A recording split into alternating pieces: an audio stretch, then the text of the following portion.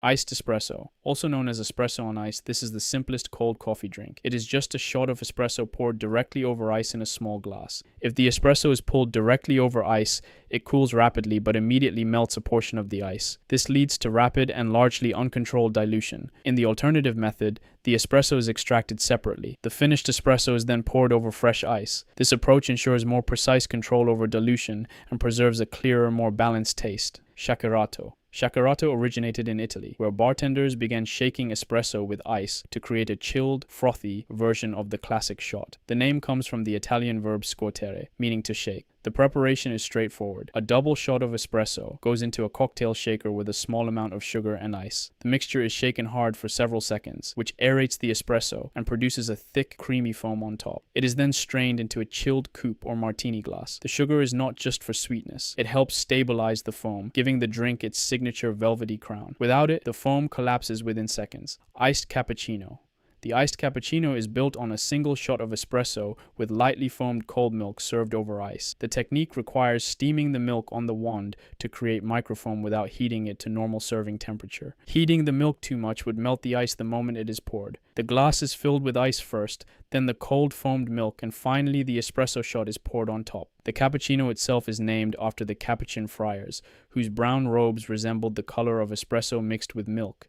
Iced latte. The iced latte uses the same construction as the iced cappuccino, but with nearly twice the amount of milk served in a taller glass and typically drunk through a straw. The word latte simply means milk in Italian, and ordering a latte in Italy will get you a glass of milk, not a coffee drink. The coffee version is properly called caffè latte. Because the ratio of milk to espresso is high, iced lattes tend to taste milder and sweeter than other iced espresso drinks. Frappe. The frappe has its roots in Greece, where it was reportedly invented in 1957 at the Thessaloniki International Fair. A Nestlé employee named Dimitris Vakondios couldn't find hot water for his coffee break and improvised by shaking instant coffee with cold water and ice in a shaker. Frappe soon spread and became established as the ultimate summer drink, with Vakondios now considered one of the most important pioneers in the history of Greek coffee. The traditional preparation has remained largely unchanged since then. 2 teaspoons of instant coffee powder, 2 teaspoons of sugar, and 1 tablespoon of cold water are combined in a jar with a tight lid or a cocktail shaker, then shaken vigorously until the mixture transforms into a dense, light brown foam. The foam is poured into a tall glass filled with ice, and a cup of cold milk is added on top. Specialty cafes have adapted the drink for the espresso machine. The modern version uses 1 shot of espresso, around 100 milliliters of milk, and a small amount of simple syrup, all blended in a frappe maker until thick and foamy, then poured over ice in a tall glass.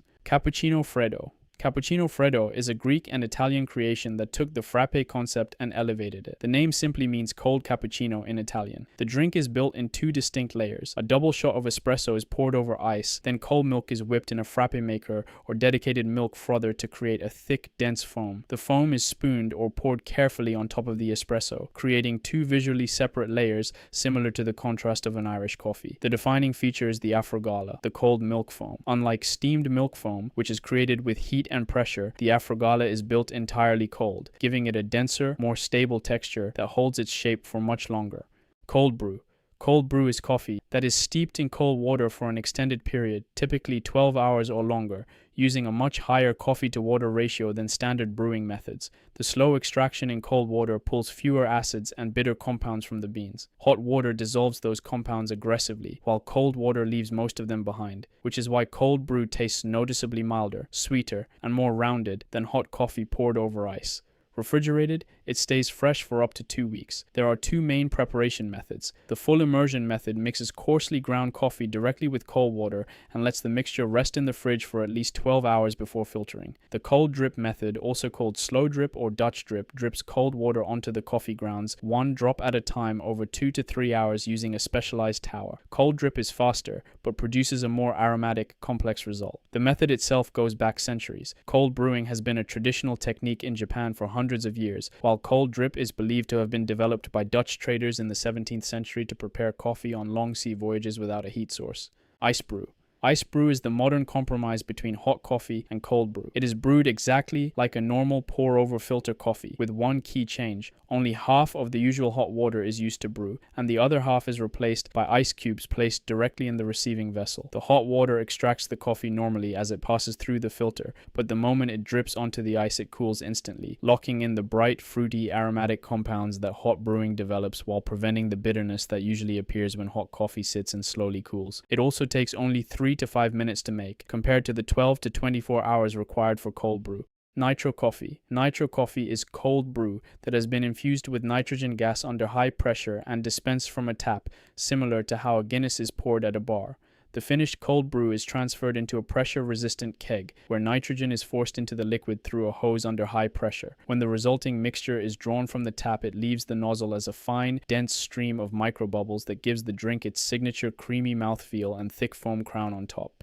It is most commonly served in a small beer glass to emphasize the resemblance. The nitrogen does two things. It creates the cascading visual effect when poured, as tiny bubbles fall and rise through the glass, and it gives the coffee a creamy, velvety mouthfeel without any added milk or sugar. Nitrogen also acts as a preservative, allowing kegged nitro coffee to stay fresh for nearly a week. Making it at home is essentially impossible. The setup requires a filled nitrogen tank, which is dangerous to handle without proper training, and a professional draft system. Together, that equipment costs several €1,000, which is why nitro coffee remains a drink to enjoy in cafes rather than at home. Affogato. Affogato is technically more of a dessert than a coffee drink. The Italian word means drowned, referring to the way a hot espresso shot is poured over a scoop of cold vanilla ice cream or fior di latte gelato. The hot espresso melts the surface of the ice cream while the cold center remains intact, creating a mix of textures and temperatures in every spoonful. In Italy, affogato is typically served at the end of a meal and traditionally eaten with a spoon rather than drunk. Some regional variations add a splash of amaretto, frangelico, or other liqueurs, in which case it is sometimes called affogato al liquore. Espresso Tonic. Espresso Tonic is a relatively modern coffee cocktail that pairs tonic water with a shot of espresso over ice. It is generally credited to Koppi, a specialty coffee roaster in Helsingborg, Sweden, where baristas began experimenting with the combination around 2007. The drink spread quickly through the Nordic specialty coffee scene before going global in the 2000s. The flavor works because of complementary contrasts. The bitterness and quinine sharpness of the tonic balance the acidity and natural sweetness of the espresso, while the carbonation lifts the aromatic compounds of the coffee, making it taste more intense than a simple iced espresso. Vietnamese iced coffee. Vietnamese iced coffee, called Café Suaja, translates literally to coffee milk ice. The drink is brewed using a fin, a small metal drip filter that sits directly on top of the glass. Coarsely ground coffee, usually dark roasted Robusta, is placed in the filter, and hot water is added on top. The water passes slowly through the grounds, dripping into a layer of sweetened condensed milk waiting at the bottom of the glass. Once the brew is complete, ice is added, and everything is stirred together. The amount of sweetened condensed milk determines how sweet the coffee is.